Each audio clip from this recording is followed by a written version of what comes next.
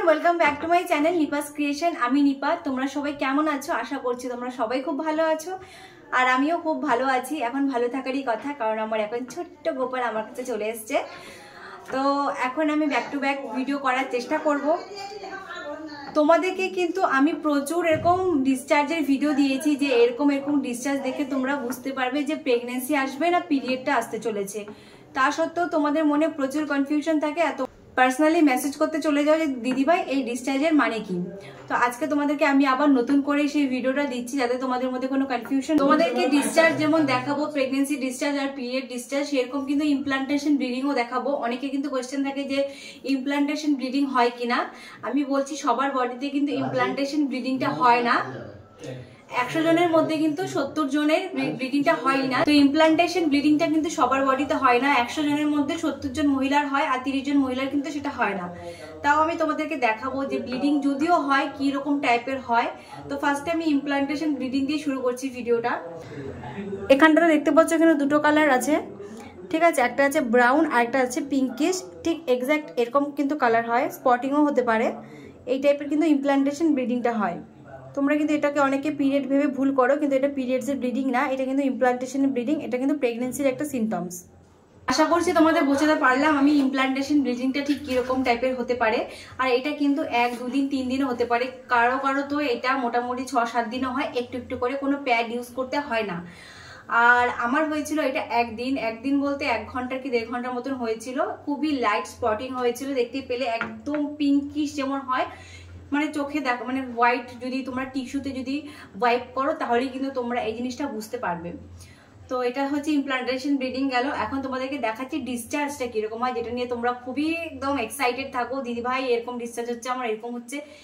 আমি তোমাদেরকে শুরুতে একটা কথা বলি, দেখো ডিসচার্জ দেখে কিন্তু কনফার্ম প্রেগনেন্সি আসছে কি না, পিরিয়ড আসছে কিনা সেটা কিন্তু বলা যায় না, যত পর্যন্ত তোমাদের পিরিয়ড ডেটটা স্কিপ না হচ্ছে।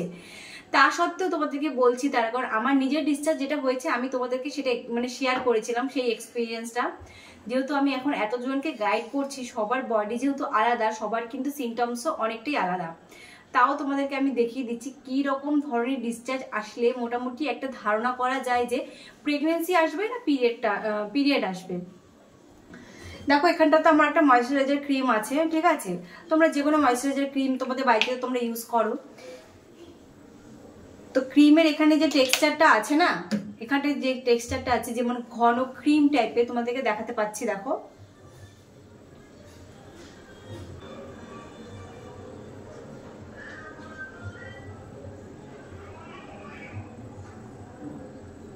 এরকম কিন্তু আসে পিরিয়ড আসার আগে, ঠিক আছে। পিরিয়ড আসার আগে কিন্তু তোমাদের এরকম একটা ডিসচার্জ আসে, তোমাদের কেন সবারই মোটামুটি আসে। আমি একটা ধারণা তোমাদেরকে বলছি যে এরকম করলে তোমরা একটা আইডিয়া পেতে পারো যে তোমাদের পিরিয়ড আসবে না প্রেগনেন্সি আসবে। তো অনেকটা কিন্তু এরকম ঠিক, মানে এরকম গাঢ় একটা ধরনের ডিসচার্জ হয়, যেটা কিন্তু গড়িয়ে পড়ে যায় না, এরকম তো ঠিক টাইপের একটা ডিসচার্জ থাকে। আর তোমাদের প্রেগনেন্সি আসলে কিরকম ধরনের ডিসচার্জ হবে সেটা আমি তোমাদেরকে একটা ডেমো দেখিয়ে দিচ্ছি। এটা আমার কাছে আরেকটা ক্রিম আছে, ঠিক আছে। এই ক্রিমটা অনেকটা পাতলা ধরনের ক্রিম, এই জন্য তোমাদেরকে বোঝাতে সুবিধা হবে আমার। আগেরটা তো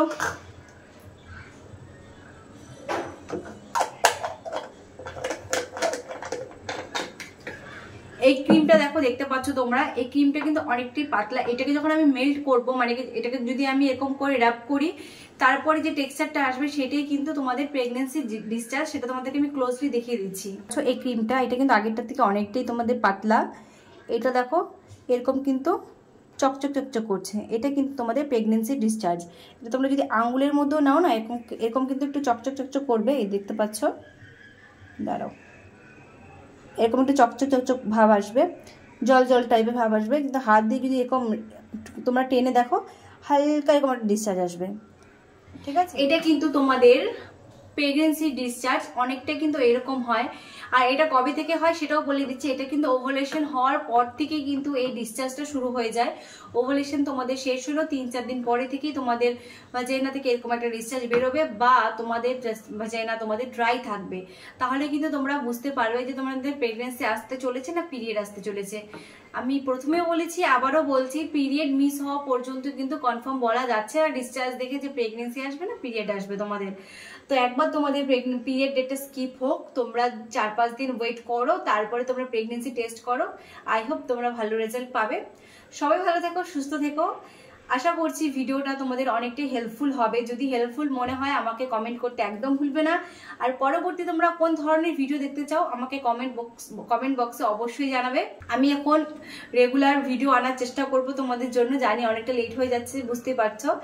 তো দেখা হচ্ছে পরের ভিডিওতে। সবাই ভালো থাকবে, সবাই সুস্থ থাকবে। যারা যারা চ্যানেলে নতুন তারা চ্যানেলটাকে সাবস্ক্রাইব করে চ্যানেলের পাশে থাকবে। দেখা হচ্ছে পরের ভিডিওতে। সবাই ভালো থেকো, বাই।